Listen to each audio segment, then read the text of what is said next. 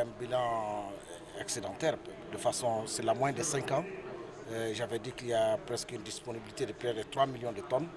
Et ça continue vraiment à rendre disponible aussi un certain nombre de quantités de céréales au niveau des consommateurs. Donc, de façon globale, on peut dire qu'elle a été déficitaire sur le plan de la production et de la productivité.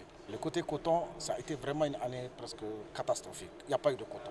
Sur 147 000 tonnes de produits, quand on attend 800 000 tonnes, vous voyez ce que ça fait. On a perdu presque 77% de notre production de coton.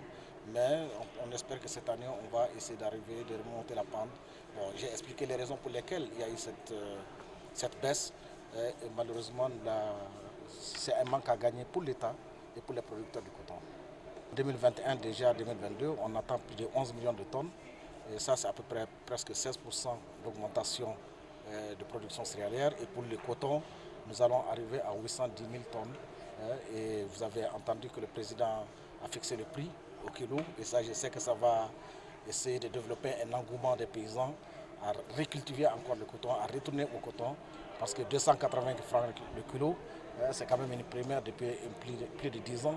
Et je sais qu'aujourd'hui, les cotonculteurs vont essayer de faire le maximum pour relever le défi. Et cette assurance, elle est au niveau national, parce qu'elle est une première.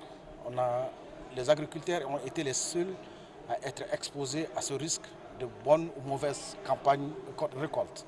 Et cette fois-ci, avec nos partenaires tels que les Canadiens, nous allons essayer de mettre en marche une nouvelle stratégie qui permet de couvrir les risques des récoltes pour les paysans. Si, par exemple, les paysans investissent dans des domaines de l'agriculture et qu'ils n'arrivent pas à faire une bonne récolte pour une raison ou une autre qui est une force majeure, il doit avoir une assurance qui peut permettre au moins de recouvrer un certain nombre de frais de production et même de subsistance pour ces paysans. Et nous pensons que ceci va créer un espace de confiance pour les investisseurs et les producteurs.